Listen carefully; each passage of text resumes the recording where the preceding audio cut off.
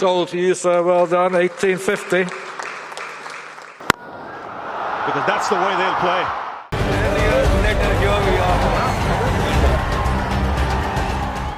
2025-এর আগেই এবছরের এই বসছে বিরাটভাবে আইপিএলের নিলাম পর্ব।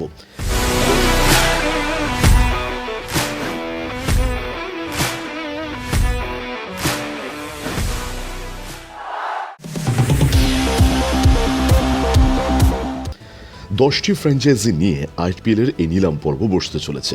স্বাভাবিকভাবেই ক্রিকেট প্রেমীদের মনে প্রশ্ন উঠছে, কোন ফ্র্যাঞ্চাইজি কাকে রাখবে, কাকে ছাড়বে। আসুন নজর রাখা যাক কেকেআরের দিকে, কলকাতা নাইট রাইডার্সের দিকে। কেকেআর গত বছরের চ্যাম্পিয়ন। শোনা যাচ্ছে এবার নাকি কেকেআর অ্যান্ড্রু রাসেলকে ছেড়ে দিতে পারে। নিয়ম অনুযায়ী 4 জন প্লেয়ারকে রিটেন করতে পারবে যে কোনো ফ্র্যাঞ্চাইজি। সেক্ষেত্রে কেকেআর যদি রিটেন করতে চায় তাহলে রিঙ্কু সিং এবং সুনীল নারিনকে রিটেন করে রাখতেই পারে, অর্থাৎ ধরে রাখতে পারে।